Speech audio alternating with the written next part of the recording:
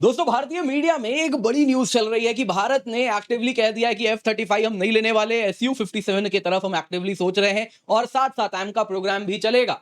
अब दोस्तों आप देख सकते हैं ये जो न्यूज है ये कुछ इस प्रकार से CNBC में ब्रेक किया गया है जो आप यहाँ पे देख सकते हैं। अब दोस्तों इसके साथ Su-57 बड़ा इंपॉर्टेंट है, इस पर तो हम चर्चा करेंगे ही करेंगे, लेकिन आपको जानना होगा चीजें आइसोलेशन में नहीं हो रही हैं। हो दरअसल यूं हुआ है दोस्तों, भारत और यूएसए के बीच में एक शैडो बॉक्सिंग हो रही है। आप अगर देखें तो यूएस एक चीज कर रहा है तो भारत उसका काउंटर कर रहा है और इस प्रकार से आप ये लड़ाई होते हुए देख सकते हैं। दरअसल दोस्तों हुआ यूं है, यूएस ने भारत के समक्ष ट्रेड को लेकर, ट्रेड डील को लेकर एक टेक इट और लीव इट ऑफर रख दिया, जिसमें उसने कह दिया यही डील है, लेना है तो लो, नहीं तो फिर टैरिफ लगाएंगे। भारत ने दोस्तों साफ साफ कह दिया कि देखिए आपका जो ये ट्रेड डिमांड है टिकट लिव इट वाला, वो आप अपने पास रखिए, इस प्रकार से आप हमसे नेगोशिएट नहीं कर सकते। आप चाहते हैं हम सेंसिटिव मार्केट एक्सेस आपको दे दें, एग्रीकल्चर का दे दें, डेयरी का दे दें, ये तब जब आपके यहां से जो बटर आएगा, चीज आएगा, ये उन गाय से आएगा जिनको आप ब्लड मील परोसते हैं। आप ये कैसे उम्मीद करते हैं वो ब्लड मील, जी हाँ, खून से सना हुआ जो फीड होता है, वो कैसे आप उम्मीद करते हैं कि हम अपने पॉपुलेशन को खिला सकते हैं? तो इसके पीछे साइंटिफिक एंड कल्चरल दोनों फैक्टर्स हैं, तो वो तो नहीं होने वाला। अब फिर आइएगा, फिर कभी नेगोशिएट करेंगे।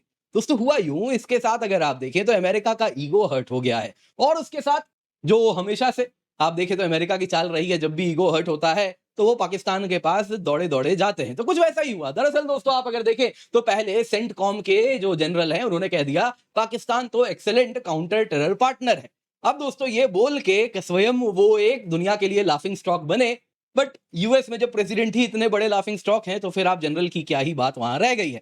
खैर दोस्तों उसके बाद कहानी वहां नहीं रुकी, कहानी यहां तक पहुंच गई है कि यूएसए ने अब आसिम मुनीर को अगर आप देखें तो एज अ चीफ गेस्ट बुलाया है। जो यूएस मिलिट्री परेड होने वाला है, आर्मी डे इवेंट है, उसमें आसिम मुनीर जाने वाले हैं। ये अलग अलग मीडिया आप देख सकते हैं कवर कर रही है and high degree of reliability. कल तक कहा जा रहा था कि शायद ऐसा होगा, लेकिन आज कंफर्मेशन आ रहा है, उनके द्वारा ऐसा कहना है।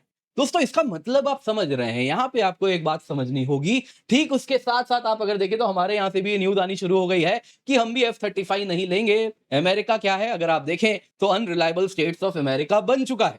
तो इस तरीके से हम भी आपसे F-35 नहीं लेंगे, we will actively consider Su-57। दोस्तों ये और कुछ नहीं है, दरअसल आप अगर देखें तो ये अमेरिकन प्रेसिडेंट का आर्म ट्विस्टिंग टैक्टिक है। और ऐसा नहीं है कि डोनाल्ड ट्रंप कुछ आउट ऑफ द बॉक्स कुछ अलग कर रहे हैं, ये यूएस स्टेट डिपार्टमेंट हमेशा से करते आई है। कितने पोटस आए, कितने पोटस गए, ये लोटस ने सब देख लिया है। वो सब जानते हैं इनके क्या क्या टेक्निक्स एंड क्या क्या टैक्टिक्स रहे हैं, तो ये कुछ वही कर रहे हैं और उसको जवाब भी वैसे ही दिया जा रहा है।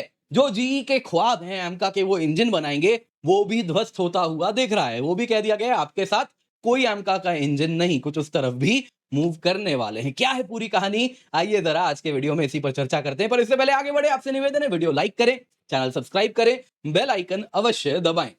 दोस्तों सबसे पहले जरा देखते हैं ट्रेड डील पर क्या हुआ है। देखिए यूएस ने भारत को कह दिया है कि आप agricultural goods and dairy products पे जो ड्यूटीज लगाते हैं और अमेरिकन डेयरी प्रोडक्ट्स को भारत नहीं आने देते हैं, जिसको कहते हैं नॉन टैरिफ बैरियर, आप वो सब हटाएंगे और ये करना अनिवार्य, तभी जाके ट्रेड डील आगे बढ़ेगी। भारत का कहना है कि देखिए ऐसा नहीं हो सकता कुछ, तो देखिए एक तो क्या एग्रीकल्चर बड़ा सेंसिटिव सेक्टर होता है, दूसरा क्या है दोस्तों डेयरी में आपके यहां कुछ ऐसी चीजें हैं जो हम चाह के भी अपने यहां नहीं आने देंगे। जैसे कि उनका कहना है, इंडियन नेगोशिएटर्स का कहना है कि यूएस को अपनी एनिमल फीडिंग प्रैक्टिस बदलनी होगी। आप लोग अपने कैटल को, मवेशियों को नॉन वेजिटेरियन फीड खिलाते हैं। अगर आप देखें तो ब्लड मील बड़ा कॉमन होता है यूएस में। अब देखिए उसकी तस्वीर मैंने लगाई नहीं, दरअसल दोस्तों उसमें क्या होता है, जो मवेशी हैं, पशु हैं, कैटल हैं, उनको जो फीड दिया जाता है उसमें जो स्लॉटर हाउस में अलग अलग जानवरों का जो मारा जाता है, उसमें जो ब्लड होता है उसी को ड्राई करते हैं, पाउडर बनाते हैं और फिर उसी पशु को खिला देते हैं कि प्रोटीन कंटेंट बढ़ेगा तो मिल्क ज्यादा प्रोड्यूस होगा।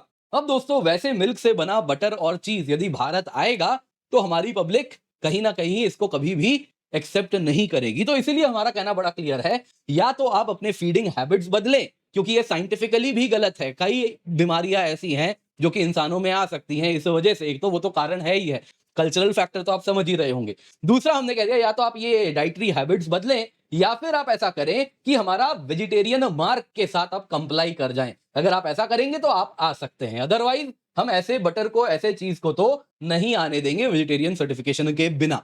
दूसरा दोस्तों यहां पे हुआ यूं कि इस तरीके से अमेरिका ने कह दिया देखिए लास्ट टाइम हम आए हैं भारत के साथ बात करने, 8 जुलाई के बाद डेडलाइन खत्म होगी, आप पे टैरिफ लग जाएगा।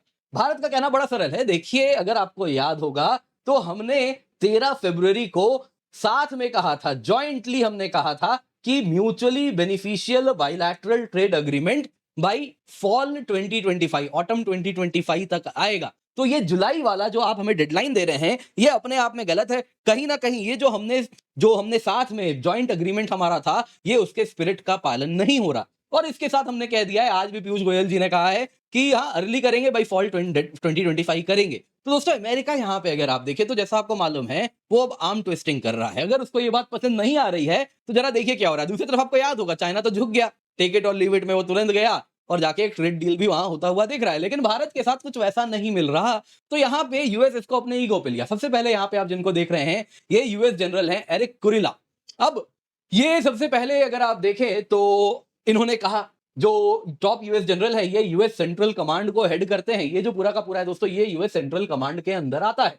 One of the most sensitive command US central command बताया जाता है, क्योंकि अगर आप यूएस के पर्सपेक्टिव से देखें तो यहाँ पे ही इन्होंने सो कॉल्ड वॉर वगैरह जो लड़ा है, क्या इराक हो गया, क्या अफगानिस्तान हो गया, है ना, हमारे जैसे कैपेबल कंट्री से तो लड़ते नहीं है जिसकी आर्मी है, वो तो जाते हैं जाके कबाइलियों को मारने जाते हैं। तो वही फिलहाल यमन भी यही है, जिन्होंने ईंट से ईंट बजा रखी है। F-35 भी इनका गिरने वाला था, कितने सुनने में आ रहे हैं, कुछ F-15 वगैरह गिर भी गए हैं। तो दोस्तों, ये सारी चीजें जो हो रही हैं, इसी इलाके में हो रही है और इसी को ये हेड करते हैं, यूएस सेंट्रल कमांड।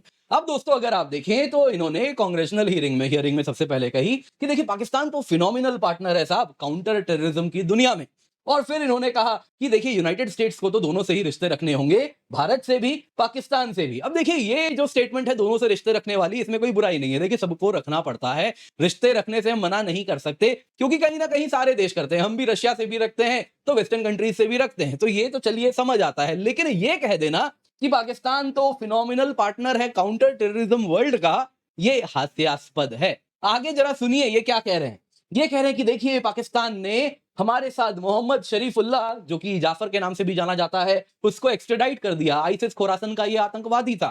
अब दोस्तों, ये कौन है आपको मैं बताता हूं। दरअसल बात तब की है जब अमेरिका अफगानिस्तान खाली करके भाग रहे थे।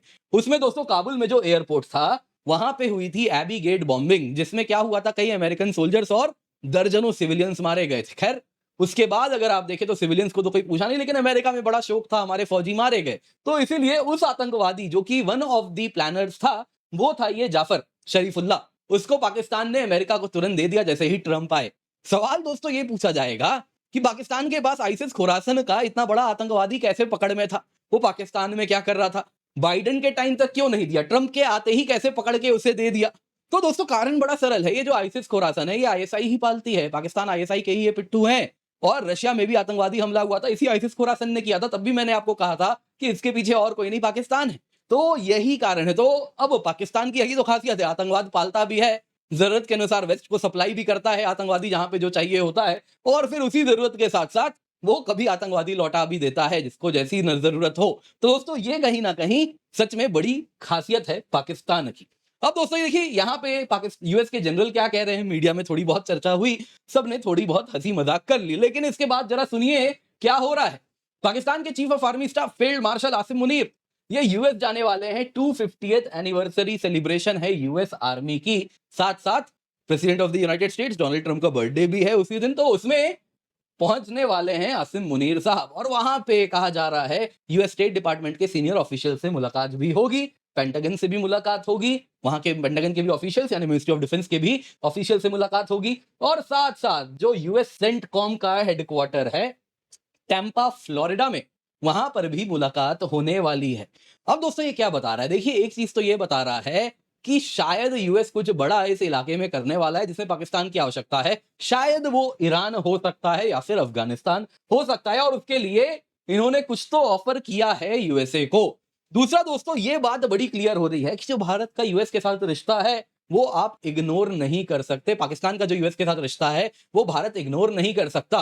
वो काफी इंपॉर्टेंट पार्टनरशिप है। तो भारत को यूएसए को उसी लेंस से देखना चाहिए जैसे चाइना को हम देखते हैं कि चाइना पाकिस्तान का रिश्ता ऐसा है कि वो तो बड़ा मजबूत है, तो कुछ वैसा ही यूएस भी है। तो कुछ अलग लेंस ना रखें, तो अपने आप को ये बात हमें समझनी होगी। खैर, पाकिस्तान वाला ये अमेरिका ने कार्ड चला, तो अचानक से भारत की मीडिया में भी न्यूज आने लगी और ये अगर आप देखें क्रेडिट जाता है इसका सीएनबीसी टीवी 18 को और उन्हीं को ये यहां पे रखा गया। अब जरा देखिए, डिफेंस डील का न्यूज है, बिजनेस चैनल इसे ब्रेक कर रही है, जबकि बहुत सारे ऐसे पत्रकार आपको मिलेंगे एनडीटीवी में, इंडिया टुडे में, वैसे ही आप देखिए दी प्रिंट में, अलग अलग मीडिया हाउसेज मिलेंगे जो कि डिफेंस के ही पत्रकार हैं, वो सारा न्यूज अंदर की खबर रखते हैं, लेकिन ये बिजनेस चैनल में ब्रेक होता है।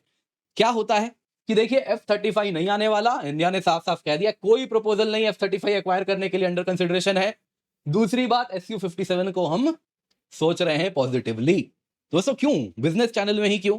कारण बड़ा सरल है, एक्सक्लूसिव है, उन्हीं को बताया गया है, क्योंकि ये टिट फॉर टैट रिस्पॉन्स है। कुछ बिजनेस चैनल फॉलो करने वाले, बिजनेस ट्रेड डील वाले, उनको मैसेज दिया जा रहा है कि देख लो तुम वहां पे ये कर रहे हो, बदले में हम क्या करने वाले हैं। अब दोस्तों यहां पे देखते हैं जरा सीएनबीसी टीवी 18 का क्या एक्सक्लूसिव न्यूज है। सबसे पहले एमका प्रोग्राम 15 दिन में, उसके लिए अगर आप देखें तो रिक्वेस्ट फॉर प्रपोजल इशू किया जाएगा और अगर आप देखें तो पहली प्री बिड मीटिंग होगी, यानी एमका प्रोग्राम एक्सपेडाइट हो रहा है। भारत अपना 5th जनरेशन फाइटर प्रोग्राम स्वयं बनाने वाला है, वो प्रोग्राम अब बहुत इंपॉर्टेंट है। दूसरी बात, गवर्नमेंट रशिया के साथ कोलैबोरेट करने वाली है।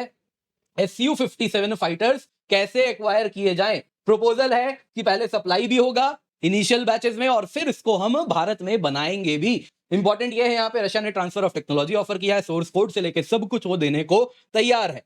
तीसरी बात, एमका प्रोग्राम के लिए गवर्नमेंट ने कहा हमारे पास साफरान और रोल्स रॉयस दोनों से ही प्रपोजल है, वो 5th generation fighter jet engine अब हमें उसकी जो टेक्नोलॉजी है वो देंगे। 100% ट्रांसफर ऑफ टेक्नोलॉजी यहां पे हमें देखने मिल रही है और आईपी ट्रांसफर भी यही दोनों करने को तैयार है। बस यही दो कंपनी है जो ये ऑफर कर रहे हैं, तो इसीलिए इनके साथ प्रपोजल भी कंसिडर किया जा रहा है।